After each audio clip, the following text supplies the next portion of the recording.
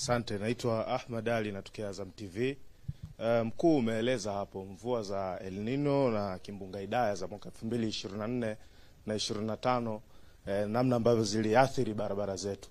Lakini mwaka 2026 pia tumeshuhudia mvua. Pengine zina athari kubwa kiasi gani?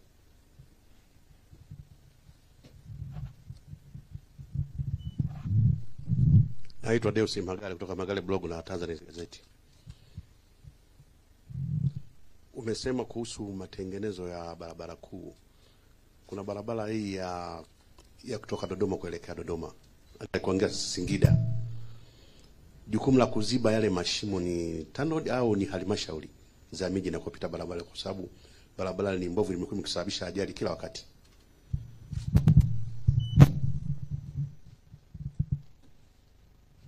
Asante. Mhandisi, utajibu haya kama kuna na mwingine baada ya haya? Tutaendelea.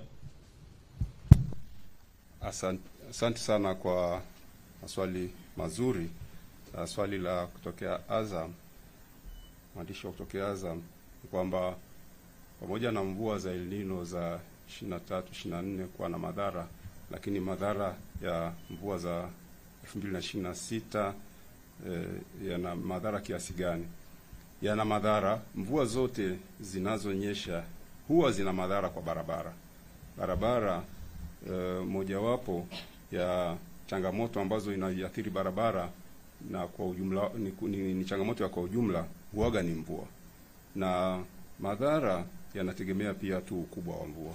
Mvua ikiwa kubwa sana, basi madhara yanakuwa makubwa sana, na mvua ikiwa ya wastani, madhara yanakuwa ya wastani, na mvua ikiwa ndogo, basi madhara pia yanakuwa ni madogo. Hii ndio inapelekea hata sehemu ambazo huaga zina mvua, basi barabara huaga hasiathiriki sana. Na ukilinganisha mvua hizo za El Nino na mvua hizi za 2026, ni kweli madhara yapo, ni makubwa, lakini sio makubwa kulinganisha na yale ya kimbunga Idaya na El Nino. Madhara yake ni ya wastani. Kwa sababu ukisema kiasi gani, labda niseme tu, unaweza ukasema hicho kiasi kwa maana kwamba sana, wastani au kidogo, basi madhara yake ni ya wastani. Kama mnavyokumbuka, mvua hizo tunazozizungumzia zileta athari kubwa sana katika mkoa wa Lindi, ambapo mawasiliano ni kama vile yalikatika kwa asilimia kubwa ya barabara za ukanda huo wa kusini, na kwa baadhi ya siku mawasiliano yalisimama ili kupisha nafasi kurejesha miundombinu. Lakini kwa mvua hizi za mwaka huu mpaka sasa hivi sehemu ambapo mawasiliano yamesimama ni chache sana, na kama zipo ni katika zile barabara ndogo. Hatujaona madhara ya kusimamisha mawasiliano katika barabara hizi kubwa za kitaifa kama ambavyo ilivyokuwa kwa mvua zile za El Nino ambapo barabara hizo zilikatika. Na swali lingine la ndugu Deusi ni barabara hii ya Dodoma Singida, nani mwenye jukumu la kuziba viraka? Jukumu hilo lipo kwa TANROADS na linatekelezwa, isipokuwa barabara hiyo kama mnavyofahamu pia umri wake ni mkubwa, na ndio maana pamoja na uzibaji wa viraka lakini pia vinajitokeza.